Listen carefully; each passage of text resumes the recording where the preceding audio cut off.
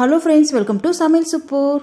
சுவையான எறா தொக்கு எப்படி செய்யறதாங்க பார்க்க போகிறோம். இது வந்து ஃப்ரெஷ்ஷான எறா கிடையாது, காய்ந்த எறா, காய்ந்த கருவாடு மாதிரி வரும் இல்லைங்களா, அந்த எறா நல்லா 4-5 டைம் வாஷ் பண்ணி எடுத்து வச்சுருக்கேன். இது குக்கரில் வேக வச்சுக்கலாம். அது கூடவே 1/4 டீஸ்பூன் அளவுக்கு மஞ்சத்தூள், தேவையான அளவுக்கு கொஞ்சமாக தண்ணி சேர்த்துட்டு ஒரு 5 விசில் விட்டு இறக்கிக்கலாங்க. எறா வந்து நம்ம காய்ந்த எறான்றதுனால வேகத்துக்கு ரொம்ப லேட்டாகும், அதனால் விசில் விட்டு இறக்கி செய்தோன்னா ரொம்ப ருசியாக இருக்கும்.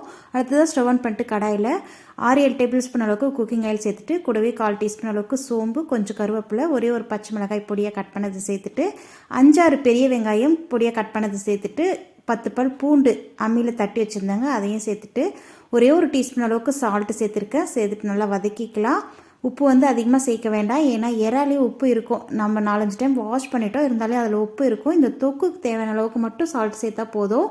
வெங்காயம் பாருங்கள் இந்த அளவுக்கு வதங்கினதும் கூட வந்து ஒரு 2-3 தக்காளி பொடியாக கட் பண்ணதை சேர்த்துட்டு கொஞ்சம் மஞ்சத்தூள் சேர்த்துருக்கேங்க. அடுத்ததாக எறா நம்ம வேக வச்சு வச்சுருந்தோம் இல்லையா குக்கரில், அதை மட்டும் சேர்த்துக்கலாம்.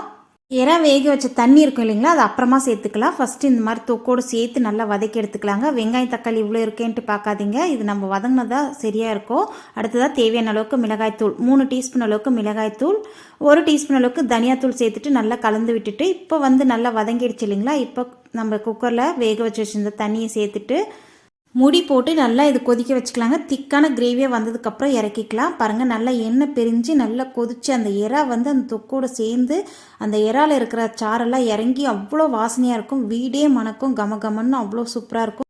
உங்களுக்கு எந்த அளவுக்கு ட்ரை பண்ணணுமோ அந்த அளவுக்கு ட்ரை பண்ணி எடுத்துக்கோங்க. அவ்வளோதான், சுவையான எறா தொக்கு ரெடி ஆகிடுச்சு. நீங்களும் இதே போல் செய்து பாருங்கள். வீடியோக்கு ஒரு லைக் கொடுங்க, ஃப்ரெண்ட்ஸ் அண்ட் வீடியோக்கு ஷேர் பண்ணிக்கோங்க. நம்ம சேனலை சப்ஸ்கிரைப் பண்ணி வச்சுக்கோங்க. நன்றி, வணக்கம்.